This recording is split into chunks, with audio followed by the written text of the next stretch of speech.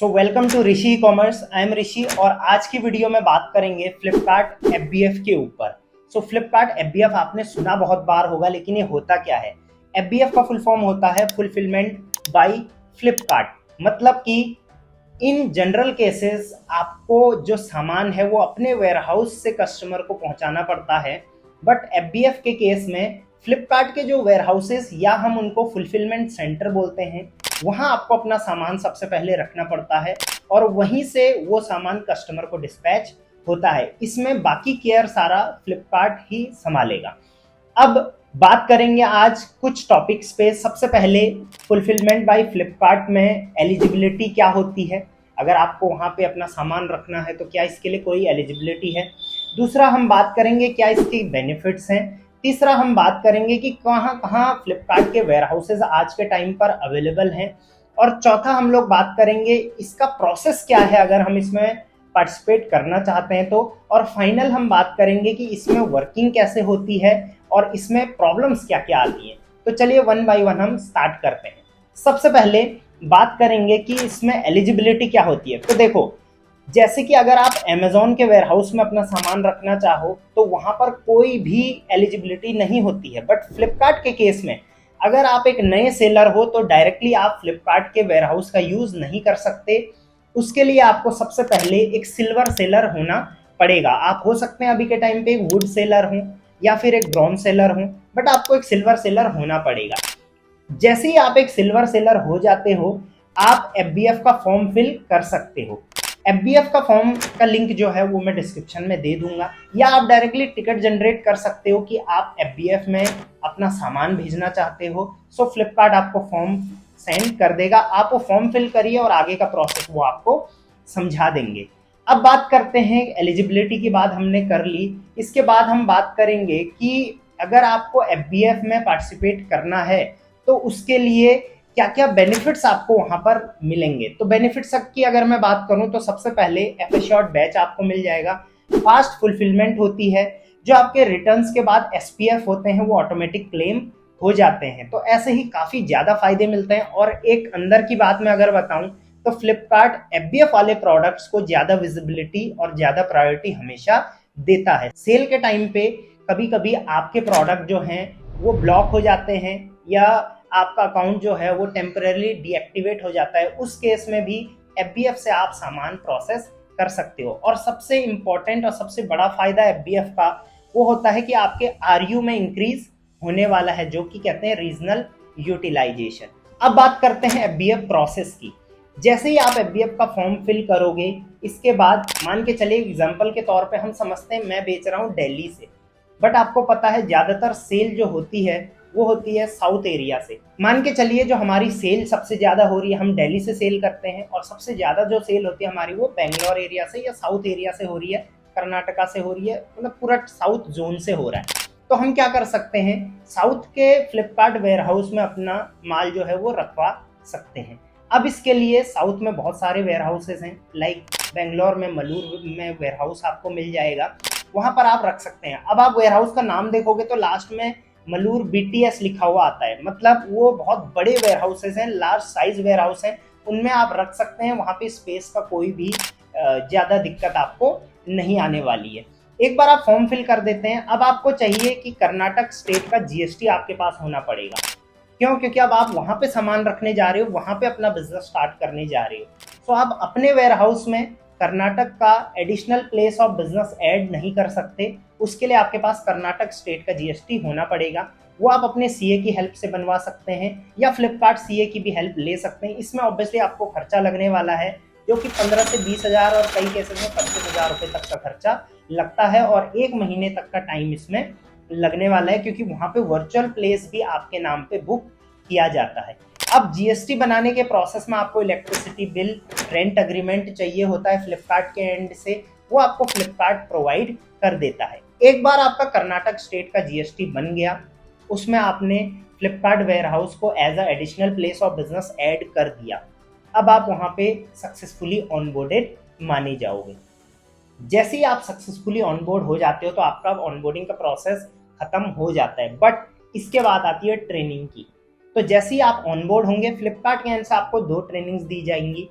पहली ट्रेनिंग होती है कंसाइनमेंट क्रिएशन की, कि आपको जो कंसाइनमेंट बनाना है वो किस टाइप का बनाना है। दूसरा होती है लेबल जनरेशन की, कि उसके ऊपर जो लेबल्स वगैरह हैं वो आप किस तरीके से जनरेट करेंगे, क्योंकि कई केसेस में ऐसा हो जाता है कि फ्लिपकार्ट पे आप कंसाइनमेंट बना रहे हैं, वो कंसाइनमेंट क्यूसी में फेल हो जाते हैं, और क्यूसी फेल होंगे तो आप भेजने के बाद भी आपको उसको वापस बुलाना पड़ेगा। अब इस केस में मैं आपको एक चीज़ और बता देता हूँ कि फ्लिपकार्ट जो आपका कंसाइनमेंट आप बनाओगे वो फ्री ऑफ कॉस्ट पिकअप करके लेके जाएगा। हाँ, कुछ केसेस में जब आपका प्रोडक्ट अनसेलेबल हो जाता है, मान के चलिए कुछ आपका रिटर्न्स आया वेयर हाउस पे, या कुछ प्रोडक्ट ऐसा हुआ जो टूटा फूटा पाया गया, तो उसको वापस बुलाने के लिए आपको चार्जेस देने पड़ेंगे, जो कि 4 से 5 रुपए पर प्रोडक्ट आपको चार्ज लगने वाला है। तो इस चीज़ का आप ध्यान रखें कि कंसाइनमेंट क्रिएशन ऐसी होनी चाहिए ताकि डैमेज और क्यूसी पास में आपको दिक्कत ना आए। एक बार आप ट्रेनिंग ले लेते हो, फिर आपके पोर्टल पे एक FBF इन्वेंट्री मैनेजमेंट का टैब आ जाता है। आप इन्वेंट्री मैनेजमेंट आपने देखा होगा, वहीं पे आपको वो टैब मिल जाएगा। एक बार आपका इन्वेंट्री मैनेजमेंट टैब आ जाता है, फिर आप वहां से कंसाइनमेंट क्रिएट करिए। आपको ऑनलाइन कंसाइनमेंट क्रिएशन करना पड़ेगा। आप शुरू में 200 यूनिट का, 100 यूनिट का या 50 यूनिट का भी बना सकते हैं, ऐसा कोई भी लिमिट नहीं है।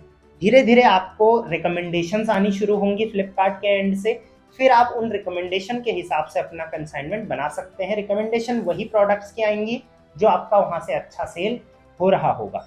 अब आपने कंसाइनमेंट बनाया, तो कंसाइनमेंट क्रिएशन के कुछ रूल्स मैं आपको बता देता हूं। सबसे पहले आपको बॉक्सेस अलग अलग पैक करके रखने हैं प्रोडक्ट्स के, जहां पर कि एक बॉक्स आप 20 किलो से ऊपर का नहीं रख सकते। साथ साथ में आपको लेबल अच्छे से जनरेट करना पड़ेगा, और एटलीस्ट प्राइमरी पैकेजिंग हर प्रोडक्ट की करके रखनी पड़ेगी, जिसमें लेबल वगैरह सारा इंक्लूड होता है। अब जैसे ही आपका लेबल जनरेशन हो गया, कंसाइनमेंट क्रिएशन हो गया, आपने ऑनलाइन और ऑफलाइन दोनों तरीके से अपना कंसाइनमेंट पैक करके रख लिया। जैसे आप ये सारा प्रोसेस डन करते हैं ऑनलाइन, उसके बाद फ्लिपकार्ट आपको अलाउ करता है, एक कैलेंडर प्रोवाइड करता है। उस कैलेंडर में आपको एक स्लॉट बुक करना पड़ता है। स्लॉट बुकिंग और स्लॉट का जो अवेलेबिलिटी होती है वो डिपेंड करती है कि वेयरहाउस में कितना स्पेस बचा हुआ है और आपके प्रोडक्ट के लिए वेयरहाउस में जगह है या नहीं है, प्लस फ्लिपकार्ट का पिकअप कब अवेलेबल आपको हो सकता है। एक बार आप पिकअप स्लॉट ले लेंगे, कई केसेस में अगर आपको पिकअप स्लॉट नहीं मिलता है तो आप कंसाइनमेंट का जो क्वांटिटी है वो थोड़ा कम करके देख सकते हैं। सेम कैटेगरी का कंसाइनमेंट बनाए तो बेहतर रहेगा, और अगर आप पुराने सेलर हैं तो रेकमेंडेड क्वांटिटी का बनाएं, तभी आपको चांसेस ज़्यादा हैं कि आपको स्लॉट मिलेंगे। अब आपने ऑब्वियसली अगर एक बार जीएसटी ले लिया किसी स्टेट का, जैसे इस केस में हमने कर्नाटका का लिया, तो बेंगलोर में जितने वेयर हाउसेज हैं हम सब में ऑन बोर्ड हो सकते हैं। इससे चांसेस होते हैं कि हमको स्लॉट किसी ना किसी वेयर हाउस में मिल जाएगा। एक बार आप स्लॉट बुक कर लेते हैं, फ्लिपकार्ट का जो कुरियर लॉजिस्टिक पार्टनर्स हैं वो आपके वेयर हाउस पे आएंगे और सामान पिक करके आपका फ्लिपकार्ट के वेयर हाउस पर लेकर चले जाएंगे। लगभग 4 से 5 दिन, किसी केस में हफ्ते भर का भी टाइम लगता है, और आपका प्रोडक्ट वेयर हाउस पे पहुंच जाता है। वहां पर सबसे पहले उसकी क्यूसी होती है, और क्यूसी होते ही आपके प्रोडक्ट वेयर हाउस पे रख दिए जाते हैं। अब आप फ्लिपकार्ट इन्वेंट्री, जो FBF इन्वेंट्री का टैब था, उसमें आप अपने प्रोडक्ट्स का अपडेट देख सकते हो कि कितने प्रोडक्ट्स आपके किस SKU के वहां पर आ चुके हैं, और साथ साथ में आप ये भी देख सकते हो कि किसके कितने यूनिट वहां पर अभी अवेलेबल है और कितने यूनिट्स आपके QC पास नहीं हुए, ये भी आप चेक कर सकते हो। Now you are ready to sell from FBF। अब आपके हाथ पे प्राइस का कंट्रोल होगा, जो आप प्रमोशन लगाते हो उसका कंट्रोल भी आपके पास होगा, एड्स का कंट्रोल भी आपके पास होगा, सारा जो कंट्रोल है इन्वेंट्री का वो आपके पास होगा प्रोडक्ट्स का। सिर्फ इन्वेंट्री जो है वो आप टाइम टू टाइम वहां पर अपडेट करते रहिए जैसे जैसे प्रोडक्ट्स आपका सेल होता है। तो ये था कंप्लीट प्रोसेस फ्लिपकार्ट FBF का। अब आ जाते हैं डिसएडवांटेजेस पे, जो मैंने अपनी पर्सनल जर्नी में देखे हैं कि फ्लिपकार्ट FBF में दिक्कत क्या क्या आती है। बहुत सारे सेलर उससे रिलेट भी करेंगे। सबसे पहले, जब आप FBF ऑनबोर्डिंग करते हैं तो आपको दूसरे स्टेट का GST चाहिए होता है, जिसमें थोड़ा खर्चा भी लगता है और ऑब्वियसली प्रोसेस थोड़ा लंबा हो जाता है। तो कई केसेस में ये 2 महीने तक भी पहुंच जाता है प्रोसेस, जो कि काफ़ी ज़्यादा हेडेक वाली चीज़ होती है। दूसरा, कंसाइनमेंट स्लॉट मिलने में कई बार बहुत ज़्यादा दिक्कतों का सामना सेलर्स को करना पड़ता है। तो वहाँ पे स्लॉट कैसे कैसे बुकिंग होती है उस पर मैं एक अदर वीडियो भी आप लोगों के लिए लेके आऊँगा। तीसरा, जब आपका इन्वेंट्री वहां पे अनसेलेबल हो जाती है कुछ इन्वेंट्री, तो उसको आपको वापस बुलाना पड़ता है जो कि चार्जेबल होता है। और चौथा, जब आप एफबीएफ में अपना सामान रखते हैं तो दो चार्जेस आपको एक्स्ट्रा पे करने पड़ते हैं अपने प्रोडक्ट के। पहला, पिक एंड पैक फी, क्योंकि ऑब्वियसली फ्लिपकार्ट आपके प्रोडक्ट को पैक करके वहां से भेजेगा। और दूसरा, आपको स्टोरेज चार्जेस देने पड़ते हैं क्योंकि आप अपना सामान फ्लिपकार्ट के वेयर हाउस में रख रहे हो। यहाँ पे स्टोरेज चार्जेस भी 4 से 5 रुपए पर प्रोडक्ट का आपका पर प्रोडक्ट पर मंथ के हिसाब से हो सकता है। तो ये सारी चीजों को ध्यान में आपको रखना पड़ेगा। होप कि एफबीएफ का सारा कंसेप्ट जो है वो आपको क्लियर हो गया होगा। फ्लिपकार्ट रिलेटेड और वीडियोस के लिए आप चैनल को सब्सक्राइब कर सकते हैं और इंस्टाग्राम पे फॉलो कर सकते हैं। बाकी फ्लिपकार्ट के लिए कोई और वीडियो अगर आपको चाहिए तो आप मुझे कमेंट में बता सकते हैं। बाकी नंबर चल रहा होगा स्क्रीन में। फ्लिपकार्ट रिलेटेड और कोई भी क्वेरी के लिए आप डायरेक्टली मेरी टीम को कांटेक्ट कर सकते हैं। Till then, thank you very much, keep selling on Flipkart.